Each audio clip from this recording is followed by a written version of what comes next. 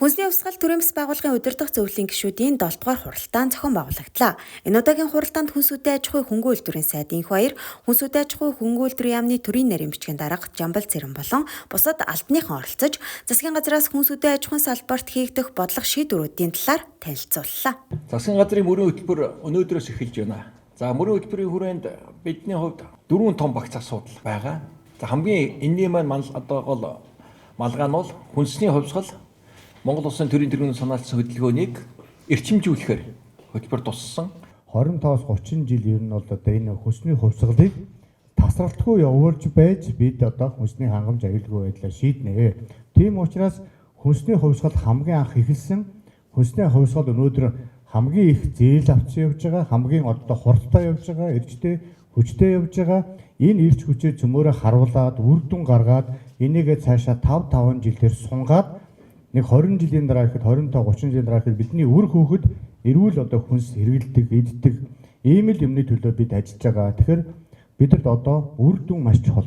Тариалан эрхчлэлийн холбооноос хаврын гурилын импортын татвартай холбоотой асуудлуудыг сөндлөө тэгээд засгийн газар дээр ямар ч гэсэн ярилцж байгаа ойрын хугацаанд бас энэ дээр тодорхой өөрчлөлт хийхээр зорж байгаа гэдэг ийм мэдээллийг сайд өглөө. Тэгээд цаашдаа ер нь дотоодын үйлдвэрлэл, импорт хоёрыг яаж зөв хослуулах уу гэдэг тал дээр зөв шийдэл нь олдох юм шиг байна. Энэ удаагийн хуралдаанаар хүнсний асуудал болон үйлдвэрлэгчдэд тулгамдж буй зарим асуудлыг хөндөж хэлцүүлэг өргөнүүллээ. Тухайлбал өнгөрөгч 5 дугаар сараас гурил тэжээлийн импортын татварыг тэглэх шийдвэрийг засгийн газраас гаргасан. Тэгвэл энэ шийдвэр нь газар тариалан болон гурилын үйлдвэрүүдийн үйл ажиллагаанд сөргөөр нөлөөлжээ.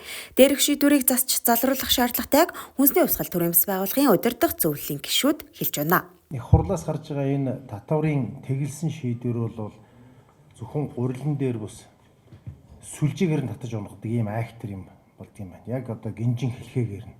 Эхлээд тариалтын үйлдвэр унчиж байна. Одоо тариалтын үйлдвэр унаад ирэнгүүт гурилын үйлдвэр дээр худалдан авалт буурж байна.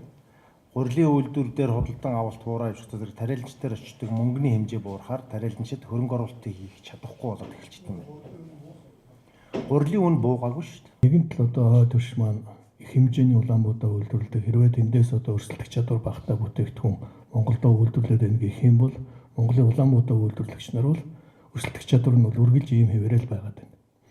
Тэгэхээр энийг нэг жахан голтол явуулмаар байгаа юм л да. 5 сарын 1-ээс хууль хэрэгжиж эхэлснээс хойш 5 сарын 1-ээс 8 сарын дуустал нийтдээ яг дотоодын гурилын үйлдвэр бол 34% бол бууралтай байгаа. Орос гурил маань яг тодорхой хэмжээнд яг чанартай гурил нь бол орж ирдүү.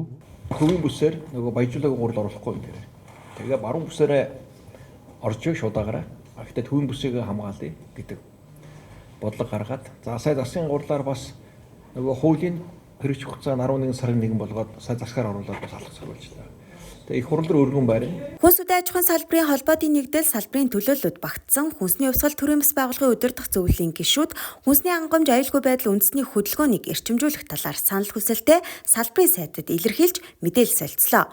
Мөн хүнсний хувьсгал төрийн бас байгууллагын өнгөрсөн хугацаанд хийсэн төлөвлөгөөт ажлын тайланг танилцуулж цаашид хийх ажлаа төлөвлөлөө.